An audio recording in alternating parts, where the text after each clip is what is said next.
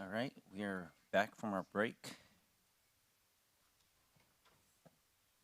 Moving on to administrative matters. Item 10A from Community Development Director. Is there a staff presentation? Good evening, Honorable Mayor, members of City Council, Michelle Ramirez, Community Development Director. The item before your honorable body is a request to set a date of September 9th, 2025 for a public hearing on the adoption of the 2025 California Building Code with local amendments.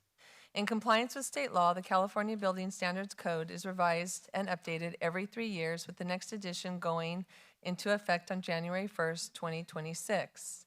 State law specifies the procedure by which local cities may amend and adopt the California Building Code, which includes first, the setting of the public hearing, second, the holding of the public hearing, and lastly, the second reading and formal adoption of the ordinance. This process generally takes place in December and was last completed in 2022. However, recent legislative changes have significantly impacted the ability of local jurisdictions to include local amendments within their residential building codes. Specifically, Assembly Bill 130, formerly known as AB 306, was recently enacted into law and prohibits local jurisdictions from adopting or changing residential building standards for a 6-year period beginning October 1st, 2025 through June 1st, 2031. Therefore, any local amendments must be adopted prior to October 1st, 2025. Torrance generally adopts local amendments that are related to unique geological, topographical, and climatic conditions to increase public safety that are not adequately covered by the California Building Standards Code. Regarding the 2025 California Building Standard Code, the most notable changes focus on energy efficiency, seismic safety, high-rise construction, with a push towards electrification and stricter requirements for wildfire-prone areas. The code also updates accessibility standards and inspection certification processes. By setting the public hearing date of September 9th and adopting both an urgency ordinance and a regular ordinance, staff is confident that the city will meet the October 1st deadline set by AB 130.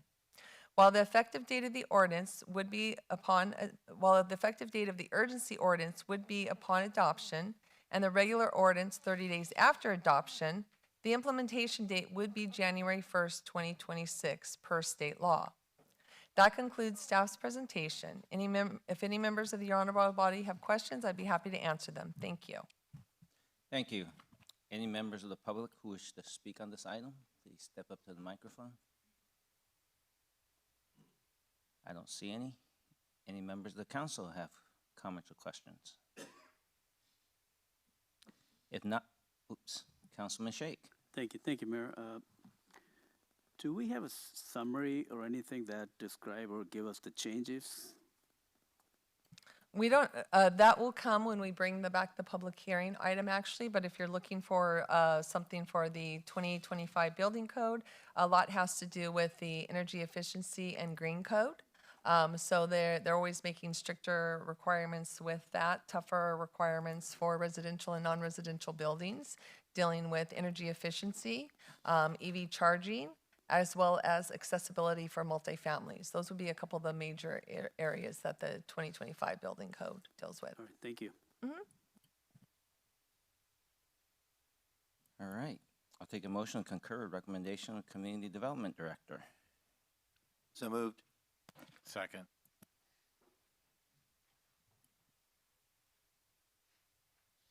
Start voting, please.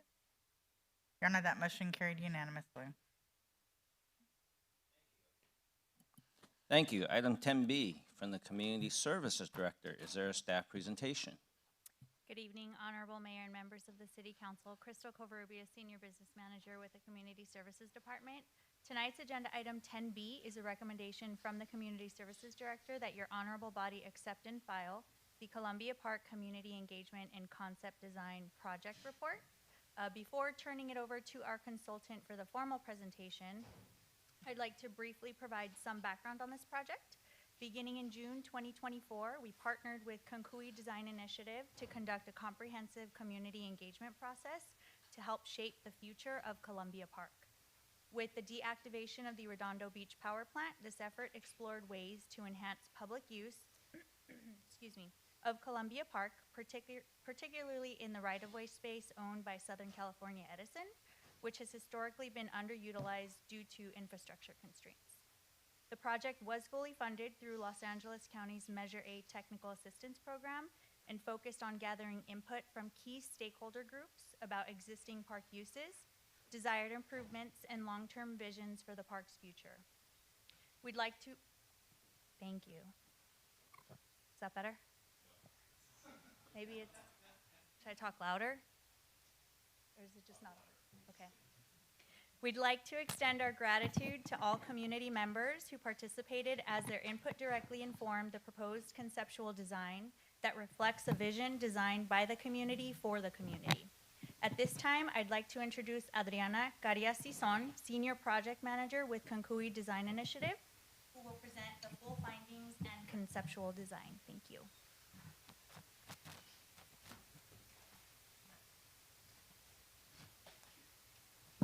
I guess this is not working. I'll project.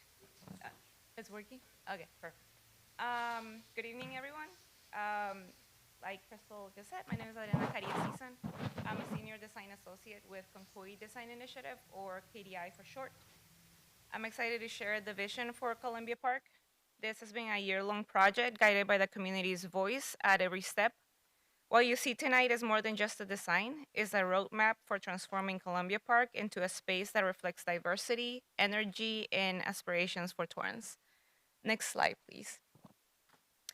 Here's where we'll go tonight. There'll be a quick introduction to the project, what we heard through community engagement, how that shaped the design process. I'll walk you through the final concept proposal, and finally, a few next steps to make it a reality. Next slide. You can click another one. Thank you. Just a quick overview of who we are. We're a nonprofit community design and development firm. We partner with cities and residents to create inclusive public spaces. For Columbia Park, we work closely with city staff and the community. The project was supported by the LA County's Measure A program, which specifically helps communities expand access to parks and public spaces. Next slide. Our work covered three main areas. We first did community outreach and engagement, making sure we heard from a wide range of voices. Second, we developed a concept design that could guide future improvements.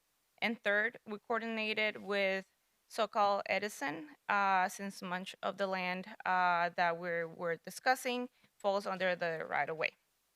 Next slide. Columbia Park has been a hub for decades, from AYSO soccer games to bocce courts to the thriving community garden. And soon it will include a powerful World War II memorial honoring Japanese Americans incarcerated during the war. But parts of the park, especially under Edison's lines, have been underused. With the powering of the Redondo Beach power plant, there's now an opportunity to rethink how this land can serve Torrance. It's also important to remember that this community is changing. Torrance is diverse, with both young families and a growing senior population. Columbia Park needs to adapt and provide something for everyone: kids, teens, families, and older adults. Next slide. This process started in mid 2024 with surveys and focus groups. We followed with mobile engagements at AYSL games, and then we did hands-on design workshops.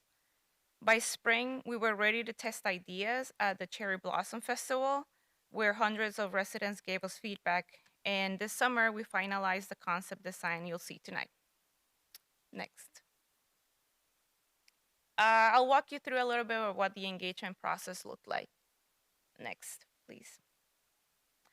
We engaged more than 1,000 residents through surveys, mobile engagements, focus groups, and workshops. Participants included park users, AYSO families, students at North High and Magruder Middle, the Bocce Club, HOAs, and community garden members. This diversity ensured that design reflects needs across age groups, cultures, and neighborhoods. Next, please.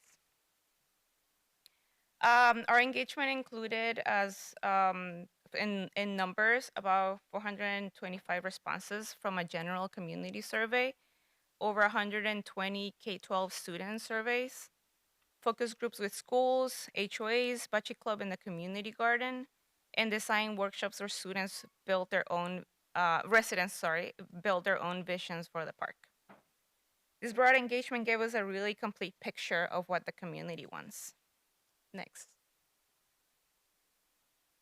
Next slide, please. Oh, yeah. These are just images of some of the focus groups that we had. The HOA North Torrance Association, Magruder High, and the Bocce Club.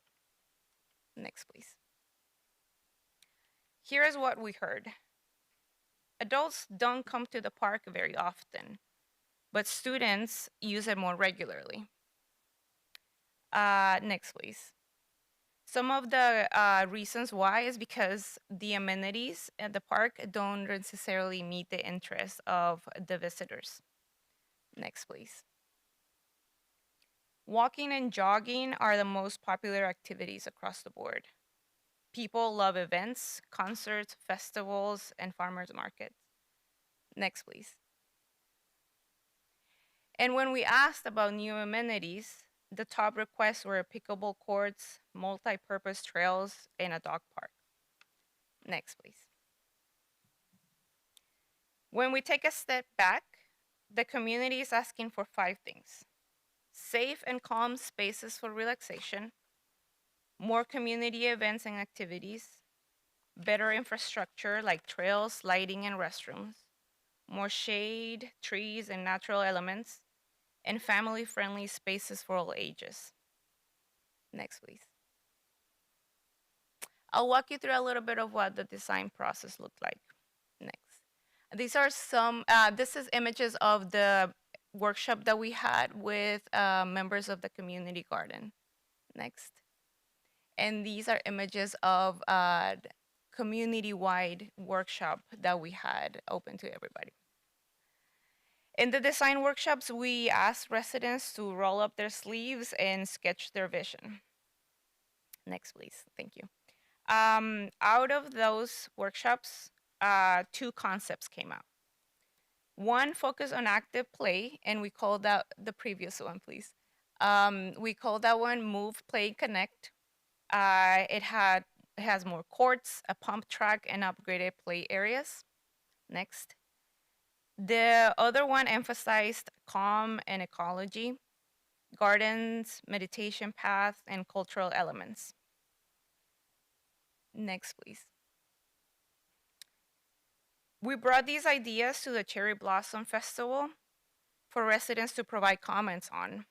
Residents were clear. They wanted both. That's how we arrived at a hybrid concept. People don't want an either or park. They want a place where they can be active and find peace, where kids can play and seniors can gather. A true hybrid park. Next, please. And this is where we get into the details of the concept design. Next. The final design organizes the park into 4 zones. It's a little bit hard to see on the screen right now, but on the left end of the screen, there's the active zone with courts, pump track, and a dog park. A family zone is right in the middle with expanded playgrounds, outdoor classrooms, and picnic groves. Meditation zone, which is where the future World War II memorial will be located, includes quiet trails and reflection areas. And the ecological zone, which is in the north area where the community park is, the community garden is, we have pollinator gardens and an enhanced community garden. Overall, it includes a stronger trail system that ties these zones together with shaded seating, rest stops, and clear circulation. It's designed to balance energy with calm and activity with reflection. Next, please. These are just some graphic representations of how some of the zones look like. This is the family zone with expanded play area and shaded picnic spaces. In the next slide, we'll show the active zone with more sports courts, and a dog park. Next, please. These are some examples of precedents. These examples show what's possible. Shaded picnic groves, outdoor classrooms, meditation gardens, and pump tracks. These aren't just ideas on paper. They are successful models from other places that inspired this design. Next, please. To be able to ground all these ideas, we obtained a high-level cost estimate. The total construction cost is estimated at about $15.1 million. That includes site prep, landscaping, utilities, and contingencies. Importantly, this plan is designed to be phased. It aligns with the city's capital improvement program, so we can build it step by step as funding becomes available. Next, please. Next, please. To move forward, the city will need to work with Southern California Edison on land agreements. The options could range from a land sale to a permanent easement to renewing the joint use agreement. At the same time, there are strong funding opportunities too, from Measure A to statewide park program to nonprofit partnerships. Some grants even focus on specific amenities like pickleball or trails. Securing land control is the key first step to unlock these funds. Next, please. To close, Columbia Park is already a beloved space. This plan doesn't erase that, it builds on it. It honors the history of the park, responds to the needs of today, and creates a multi-generational inclusive vision for the future. On behalf of KDI, I thank you for your time and for your partnership.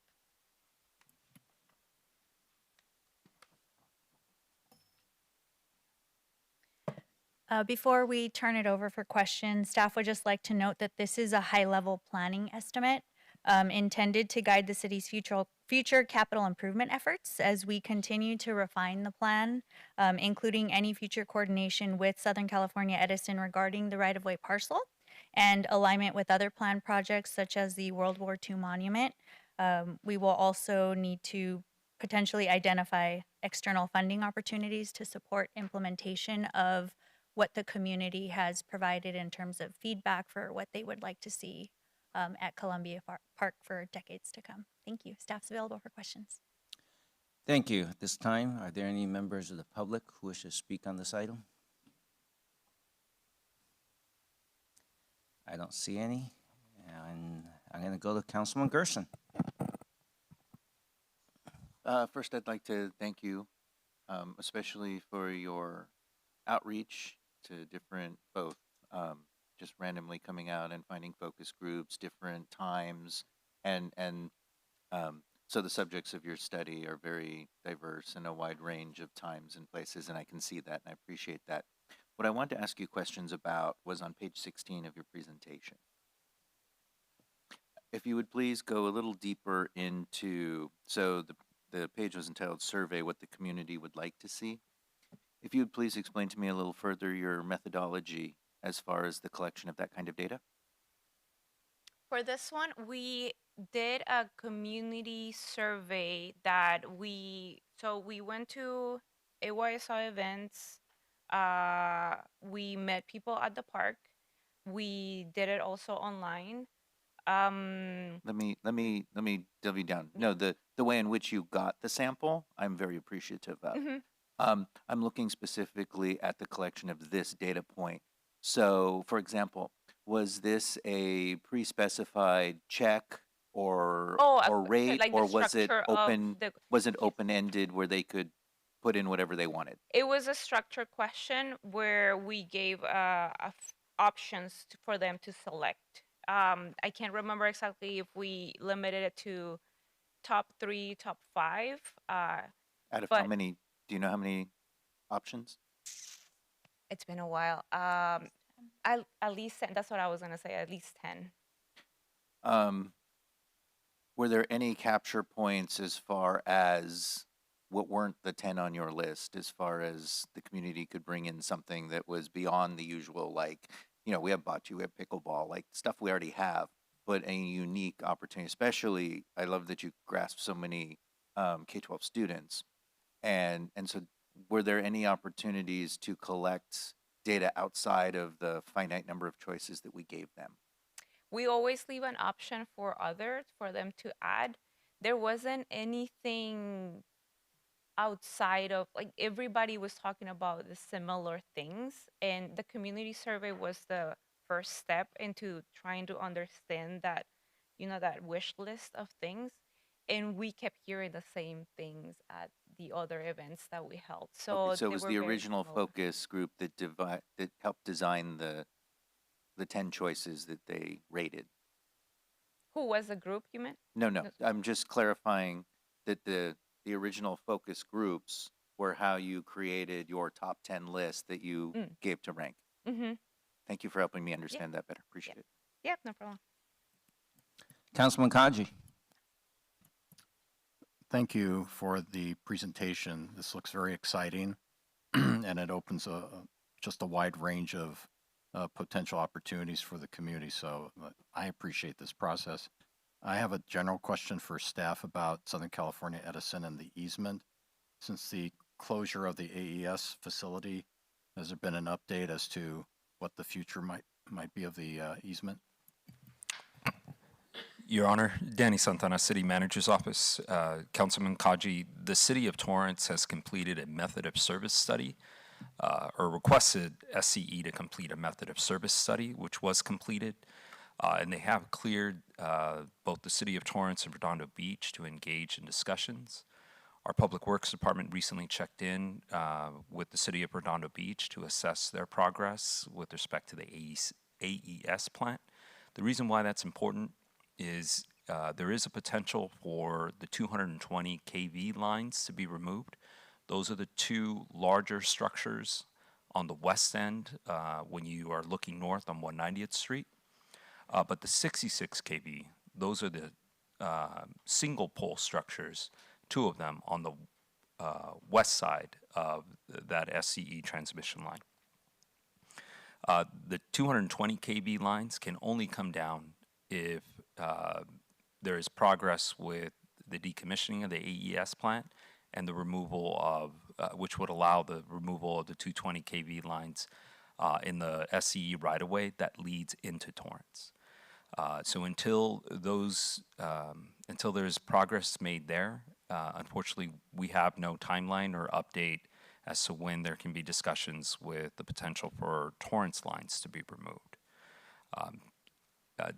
SCE was included in their engagement as a part of the survey so that they were briefed, made aware, and that's the extent of the update that we have at this time. Councilwoman Kalani. Thank you. Thank you, Mayor. This is a beautiful presentation and a wonderful wish list. You had mentioned that it can be implemented in zones. Can you explain that a little bit more, and what would you recommend gets done first? I think we have it specified in the report. We didn't include it. Let's see if it's, yeah. So I don't give you a wrong answer. So we do know that the World War II monument is happening, fairly soon. So the idea is to connect that with a meditation path that is happening on the southern east corner of the sign.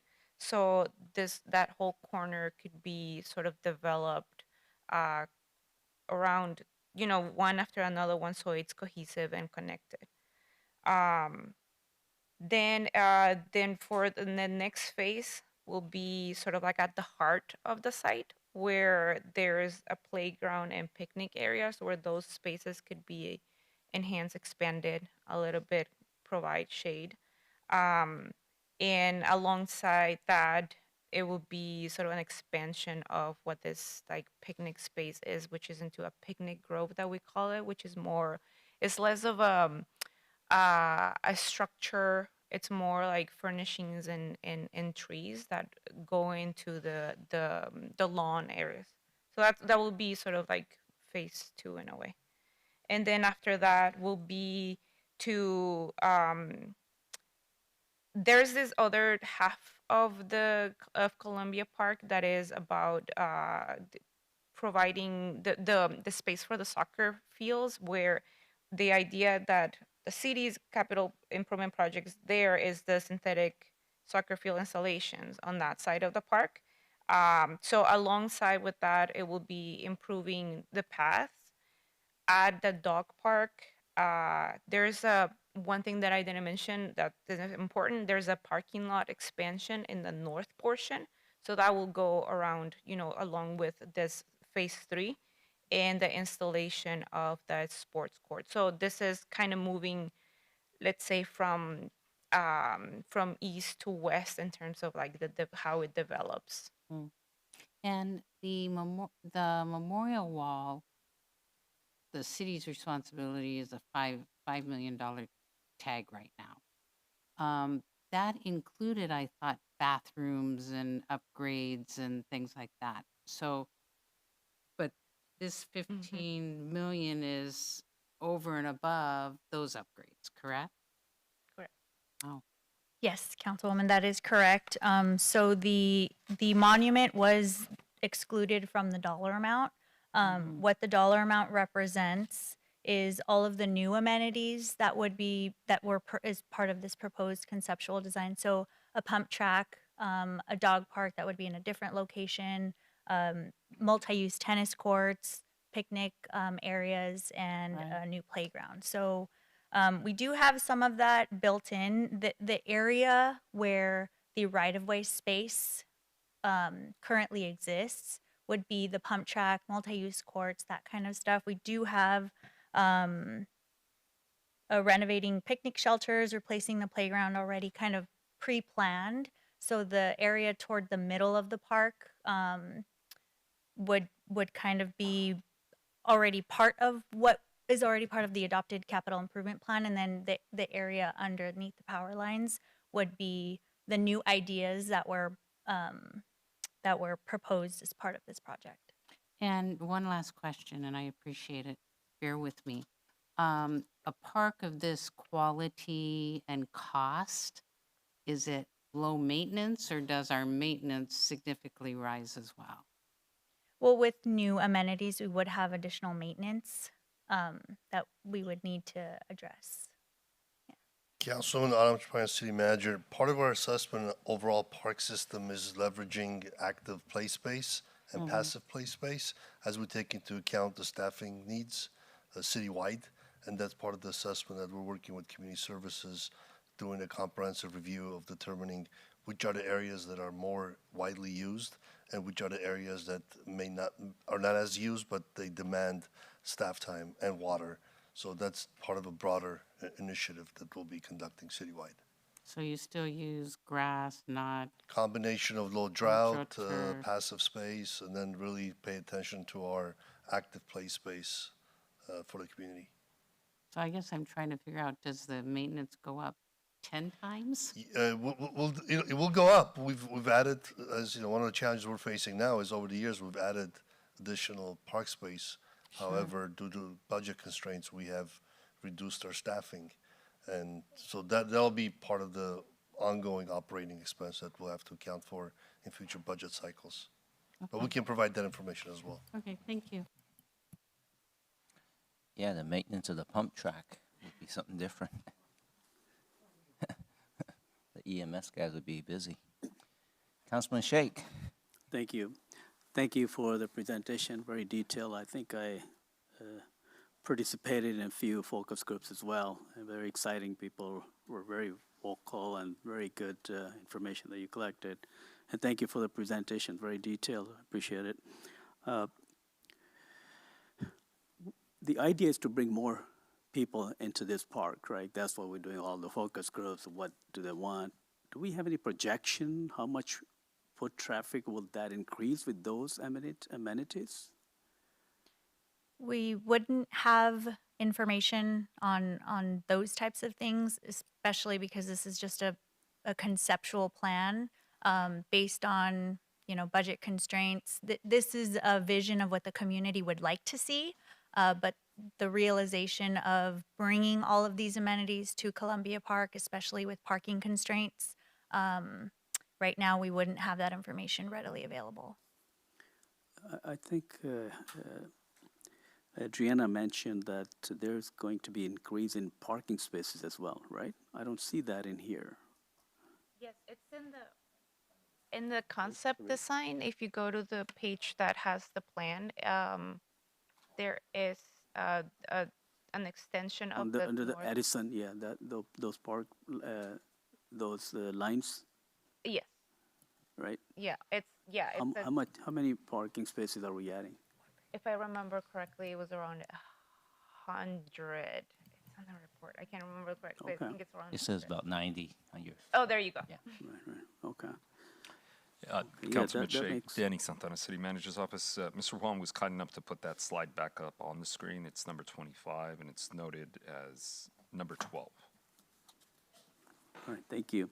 I mean, it's really exciting, and having Columbia Park in District 3, it's great to have that kind of projects in my district. It's a wonderful project. I think you guys did a wonderful job, our community service director, to reach out to 1,000+ people. I think it's a great way to reach and bring what community needs. And I think that will bring a lot of foot traffic, and people are going to come out. And with all the amenities, I am very hopeful. Well, thank you for the presentation. Speaking of your district, we just approved 106 units today, so there would be more traffic after they get built. Any other questions? Okay, I'll take a motion to concur with recommendation of community development. Whoops. I'm on the wrong page again. Community Service Director. I move that we accept and file the Columbia Park Community Engagement and Concept Design Project Report. Second. Start voting, please. Your Honor, that motion carried unanimously. Thank you. There's no agency agendas. We're going to move on to oral communications number 2. I'm going to do the abbreviated discussion. Are there any members of the public who wish to speak for oral communications number 2 who did not speak during oral communications number 1? I don't see any, so I'm going to go to council orals before we go to closing. This way, some people who might be still awake can hear. Councilwoman Lewis. I just wanted to congratulate Community Services, the Torrance Theater Company, on a wonderful, wonderful presentation of Something Rotten. It was a great play. It's great to have live theater in our community. I went to see it twice, and it was crowded both nights.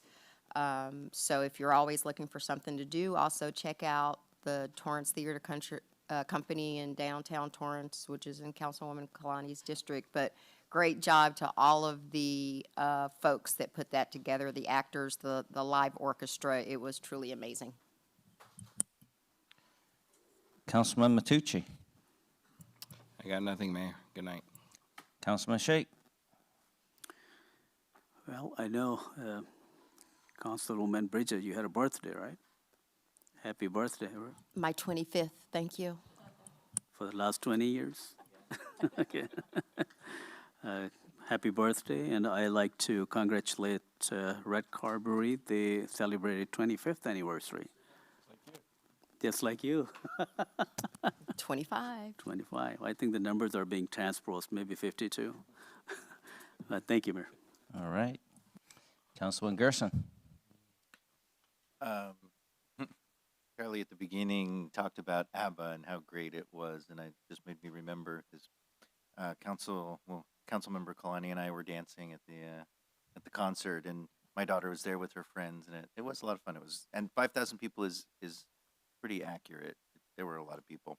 The one thing that I wanted to say tonight is our mayor did thanked a lot of people in support of getting, I'll say, defeating the Home Key Plus project from the Weingart Center. But I wanted to thank 2 other people who just missed the list.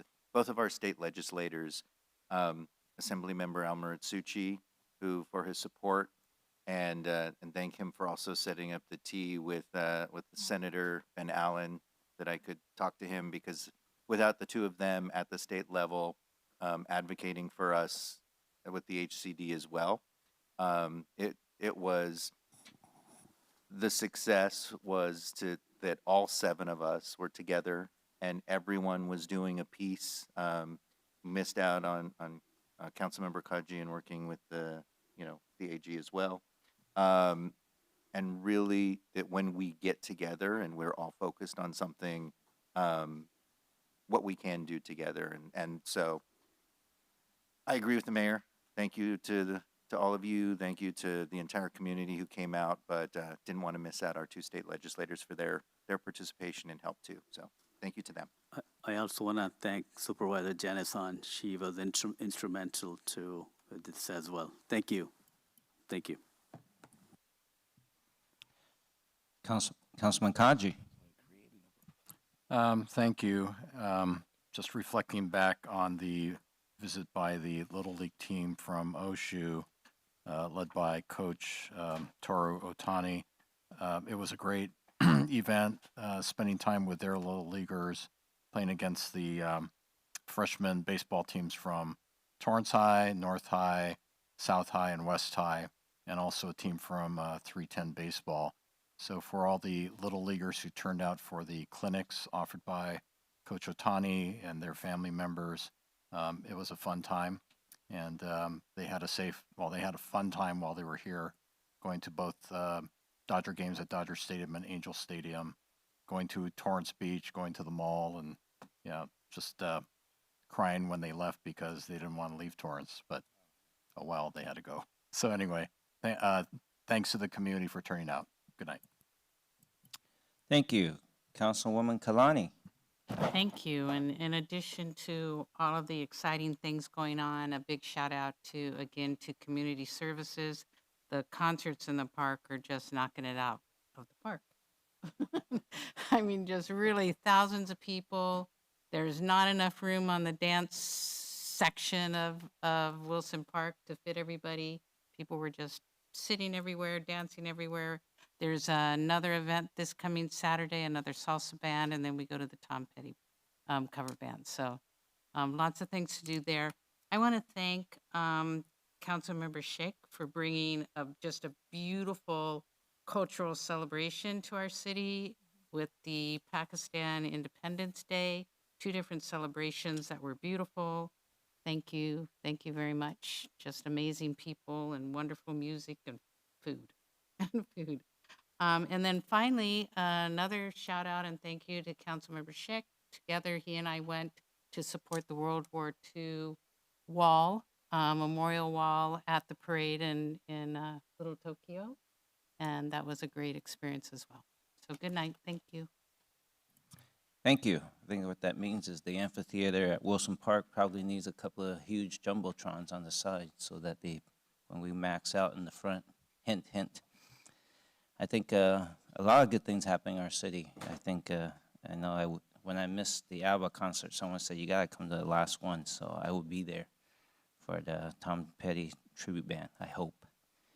I think this week we also have our sister city from Kashiwa, their students are gonna have their sayonara banquet. I think some of the folks be here talking about tear jerkers. That's usually gets a little emotional, and very happy. You know, they actually, the Kashiwa exchange students and the Oshu baseball team went to the Dodger game the same day. So so that was very good to see both groups seeing each other. And seeing that our next council meeting is September 9th, also want to wish everyone a happy Labor Day. You know, our staff, hopefully some of you will get some rest. I know that many of you get calls, texts, and emails from us 24/7. Just want to thank you all for all the hard work you do. And Councilman Gerson, you have something to add? I forgot one very important thing, so thank you. Thursday, TUSD returns, and lots of students are going back to school, so I just want to wish all the parents, congratulations, your children are going back to school. All right, that means the gym will be more vacant during the daytime. At this moment, we're going to go back to closed session. We'll be back later.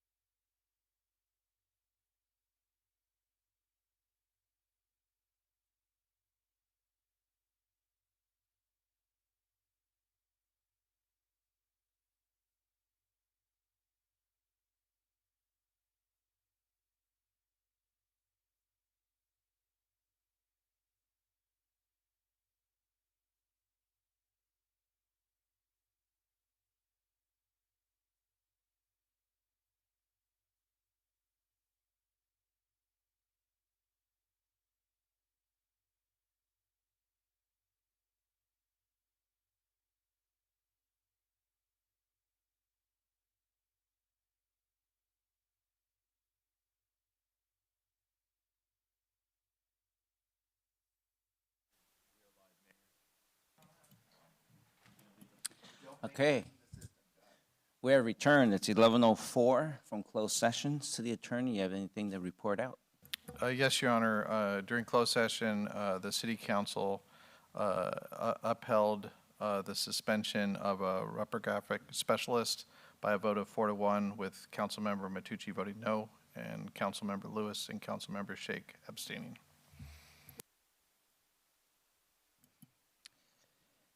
Thank you. I'll take a motion to adjourn tonight's city council meeting. I move that we adjourn tonight's city council meeting to Tuesday, September 9th, 2025 at 5 p.m. for closed session, with regular business commencing at 6:30 p.m. in the Leroy J. Jackson Council Chamber. Tuesday, August 26th and Tuesday, September 2nd, our city council dark nights.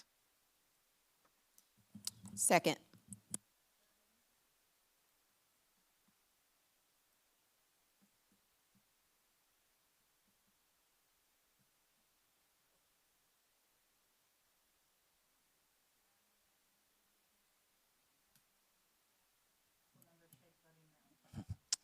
Thank you and good night. Councilman Shake has decided to stay here tonight. Happy Labor Day.